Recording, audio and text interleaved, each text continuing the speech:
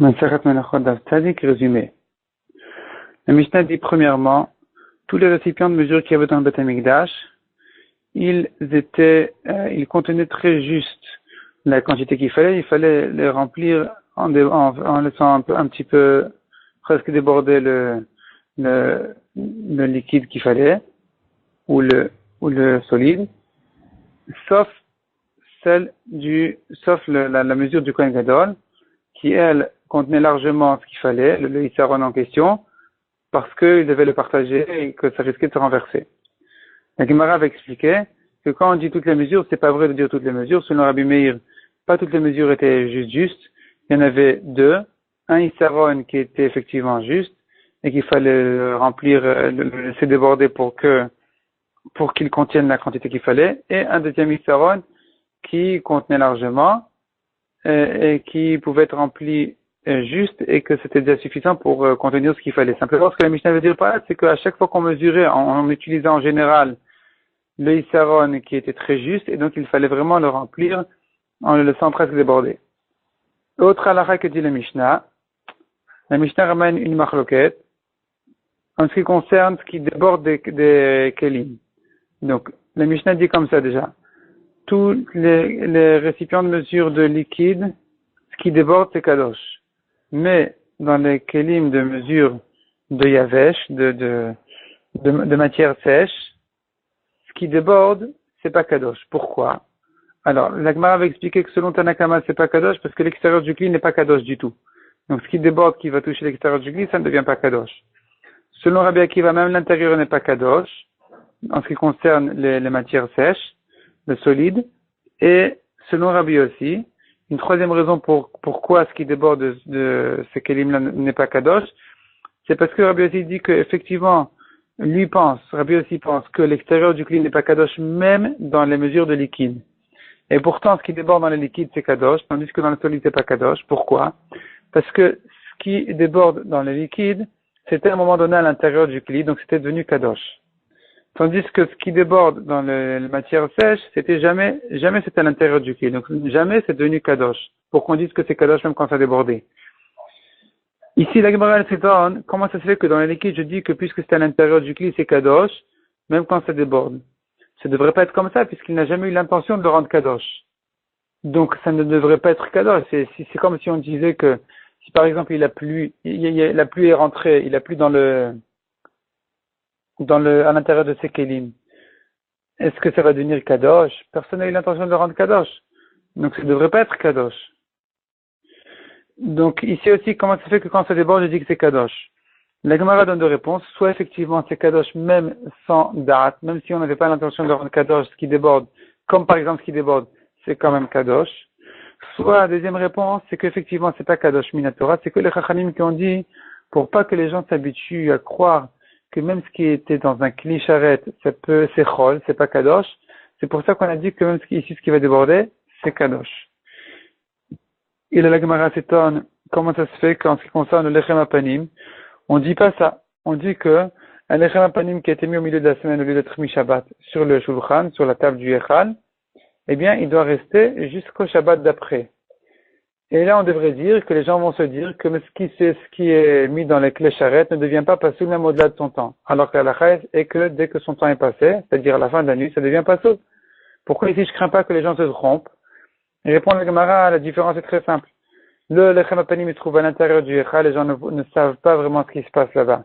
Tandis que les clés charrettes en question, ils se trouvent dans la zara à l'extérieur et tout le monde sait ce qui se passe. Donc tout le monde va voir qu'on utilise ce qui déborde, les liquides qui débordent comme du chol, et ils vont croire que malgré que c'est à l'intérieur, c'est chol. Alors que c'est pas vrai, c'est que parce qu'on n'a pas eu l'intention de le rendre kadosh que c'est chol. Ensuite, la Gemara commence un nouveau sujet. La Mishnah, il y a une Mishnah qui dit Motar Nesachim, le surplus de Nesachim. Le surplus de Nesachim, on en fait des olot de ket misbeach. Donc quand le misbeach est vide, on fait ces korbanot ola qui sont achetés par ces Motar Nesachim, par ces Nesachim qui sont en trop. De quoi il s'agit? De quel Nesachim il s'agit? Deux explications. Soit il s'agit des liquides qui ont débordé, de tout ce qui a débordé. Ce qui a débordé, qu'est-ce qu'on en fait? On en fait justement ces olot en question. Soit il s'agit de quelqu'un qui doit vendre, qui vend au Ekdesh de la farine, Et si le prix de la farine a baissé, maintenant il doit donner le prix, il doit donner plus de farine parce qu'il a été payé déjà par le Hekdesh et que le Hekdesh lui a payé une certaine somme pour une certaine quantité de farine que le Hekdesh a évalué qu'il aurait besoin tout au courant de l'année. Finalement, avec cette même somme-là, le vendeur donne plus de farine, donc il y a de la farine en trop. Ça, c'est le motar nesachim en question, duquel on fait le holot ketanisbeach. Ensuite, on a une Mishnah. La Mishnah qui fait, en fait, le résumé, quels sont les korbanot qui ont besoin de nesachim et quels sont les korbanot qui n'ont pas besoin de nesachim. Donc, tous les korbanot, ils viennent avec des nesachim, ils ont besoin de nesachim, sauf le Bechor, le Maaser, le Korban Pesach, le Korban Khatat et le Korban Hacham. Simplement, le Korban Khatat et Hacham du Metzora, eux, ont besoin de Nesachim. La Gemara, elle fait toutes les drachot qu'il faut des psukim. Donc, nous, on sait que le Korban Ola, le Korban Shlamim, le Korban Toda, ils ont besoin de Nesachim. Ensuite, la Torah vient exclure le Korban Khatat et Hacham, qui sont des korbanot obligatoires, qui sont donc pas concernés par les Nesachim. La Torah, elle vient réinclure les korbanot obligatoires du Chag, du Regel, pour dire que, comme par exemple les korbanot Olat, Reya et Shalmei Chagiga, qui doivent, lui, avoir des Nesachim. Ensuite, on a besoin d'un pasuk pour exclure le korban Khatat du Chag, pour dire qu'il ne ressemble pas aux autres korbanot du Chag, pour dire que lui n'a pas besoin de Nesachim. Et enfin, on se pose la question, pourquoi est-ce que la Torah elle précise que le veau, il a besoin de tant et tant de Nesachim, le veau, donc pourquoi la Torah répète que le veau a besoin de Nesachim? C'est pour apprendre de lui que, c'est justement de là, c'est de là qu'on apprend que le Khatat ne vient pas avec des Nesachim parce il vient pas en tant qu'offrande, ça ne vient qu'en tant que korban obligatoire. Et contrairement au veau qui vient en tant que korban ola et shlamim, qu'il y a besoin de Nesachim. Ensuite, la Torah, la Gemara, elle termine par un passage qui dit Minabakar o minaton. Minabakar o minaton, donc soit un korban qui vient du gros bétail, soit du petit bétail. Et qu'est-ce qu'on apprend de là? C'est un passage en trop, soit pour exclure Olataof, soit donc pour exclure les oiseaux qui n'ont pas besoin de Nesachim. Ça, c'est le drachat de Rabbi Yoshia. Et Rabbi Yonatan dit que non, les oiseaux, on sait déjà qu'ils n'ont pas besoin de Nesachim, parce que c'est pas un zévar, on ne lui fait pas la shrita. C'est pas ce que là vient pour nous apprendre autre chose complètement. Ça vient nous apprendre que celui qui dit Aré Alayola, donc je prends sur moi de faire un korbanola, il n'a pas besoin de faire et un korbanola de bakar et un korbanola de tson. Il n'a pas besoin d'amener deux bêtes, et un veau et un agneau. Il peut se suffire d'un des deux, il peut choisir celui qu'il veut. Parce qu'on aurait pu se tromper en se basant sur un passage qui dit Mina Bakar ou Minaton, donc j'aurais dit qu'il a besoin des deux. C'est pour ça que la Torah essaie de nous dire Minabakar au Minaton. Et ensuite, la Gemara explique comment ça se fait que Rabbi Yonatan pensait qu'on aurait pu se tromper du pasuk Minabakar ou Minaton, alors que la Torah n'a pas dit Yardav, les deux ensemble.